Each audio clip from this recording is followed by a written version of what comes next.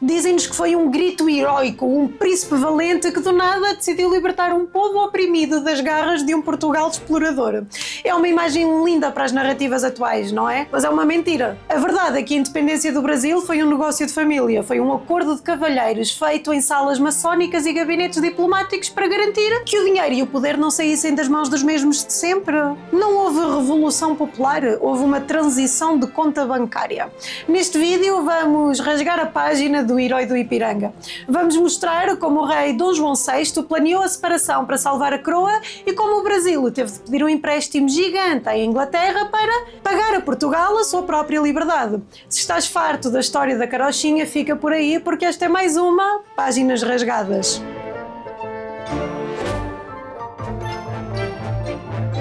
Antes de continuarmos, não te esqueças, deixa o teu like, o teu comentário e partilha este vídeo porque isso ajuda-nos a chegar a mais pessoas e a continuar este trabalho. E não te esqueças, este vídeo tem uma versão estendida e tudo o que precisas de fazer para ter acesso a ela é juntar-te aos membros aqui do nosso canal do YouTube ou então podes-te juntar ao Viriatis Premium em viriatis.pt/de-Sousa-Viegas. Vamos lá começar pelo princípio, porque a história que te contaram na escola primária parece um guiãozinho de uma comédia. Pintam-nos o Dom João VI como um gajo medroso que comia frangos assados com as mãos e que fugiu para o Brasil com o rabinho entre as pernas porque Napoleão estava a vir.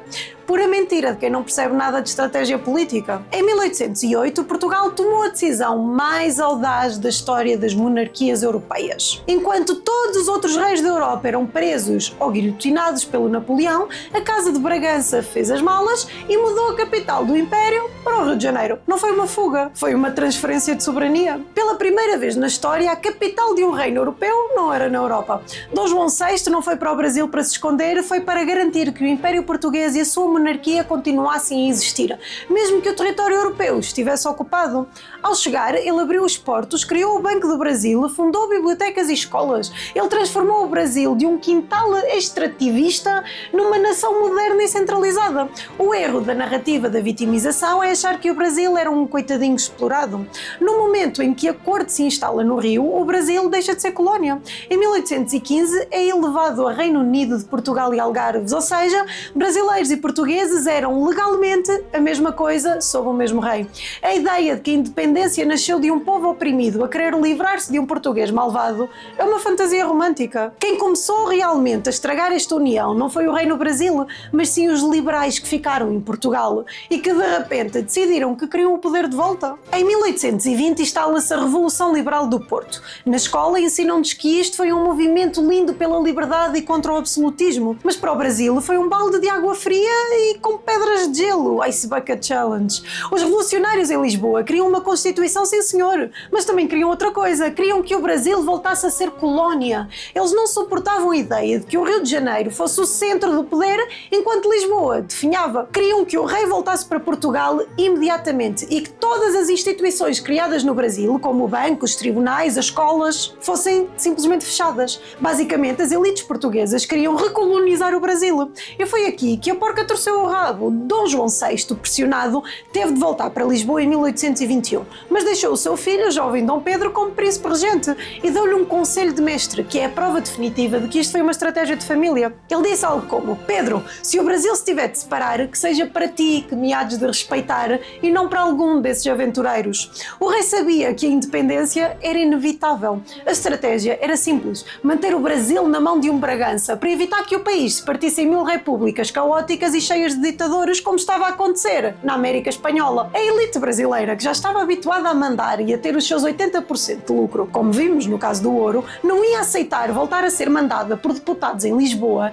que nem sabiam onde ficava Minas Gerais. E esqueçam aquela imagem de Dom Pedro num cavalo branco com uma farda impecável no topo de uma colina. A realidade do 7 de setembro é muito mais humana. Dom Pedro estava montado numa mula, o animal mais sensato para subir a Serra do Mar, e estava com problemas intestinais valentes. Estava literalmente a parar de 5 em 5 minutos para se aliviar nos arbustos. Mas enquanto ele lidava com a biologia, a política que estava a ser decidida no Rio de Janeiro por duas cabeças muito mais frias: José Bonifácio e a princesa Dona Leopoldina. Foi ela, o mais burgo-austríaca, que assinou o decreto de independência enquanto o marido estava em viagem. Ela percebeu percebeu antes de todos que ou o Brasil se separava de Portugal naquele momento, ou a coroa perdia tudo para uma revolução republicana.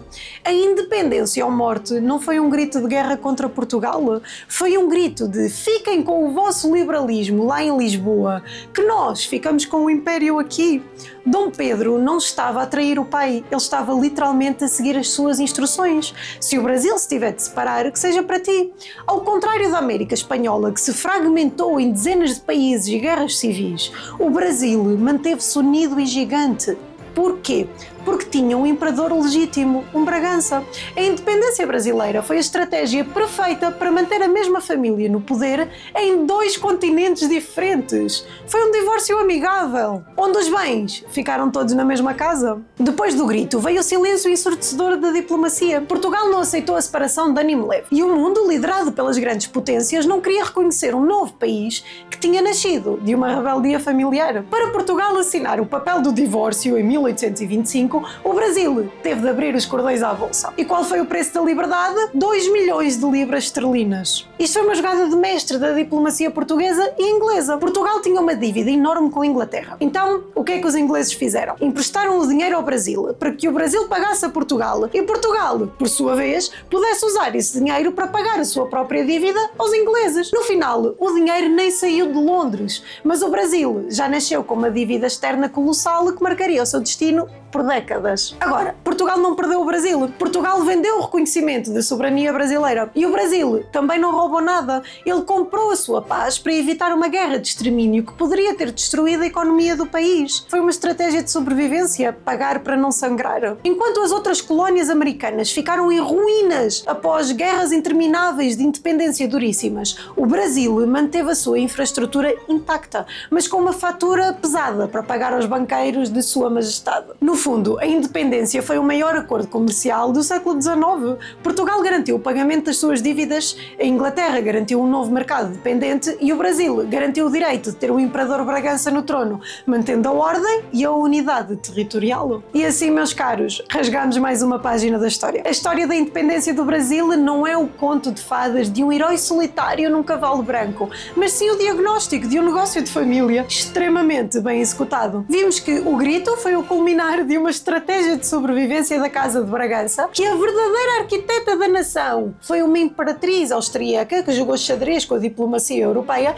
e que a liberdade teve um preço bem real, pago em libras esterlinas, aos bancos de Londres. O que aconteceu em 1822 foi uma transição controlada para garantir que o Brasil não se fragmentasse e que as elites continuassem a mandar. Portugal não perdeu o Brasil por incompetência. A coroa portuguesa garantiu que o Brasil continuasse nas mãos de um Bragança, mantendo a ordem e a tradição monárquica num continente que ardia em revoluções republicanas. No fundo, foi um divórcio, onde os advogados foram os ingleses e os bens ficaram todos no nome da família. Se este vídeo te abriu os olhos para a política real por trás dos quadros mais bonitinhos, já sabes o que tens a fazer. Deixa o teu like, subscreve o canal e carrega no sininho para não perderes as próximas páginas rasgadas. E partilha este vídeo com aquele teu amigo que ainda acredita que a independência foi uma guerra épica de libertação. Quero ver os comentários. Achas que o Brasil teria sobrevivido como um país único se não fosse esta estratégia da monarquia? Aqui a conversa é sem filtros e com a verdade em cima da mesa. E esta é mais uma página rasgada da história da humanidade, onde provamos que às vezes, para um império mudar tudo, ele precisa de garantir que no topo tudo fica em família.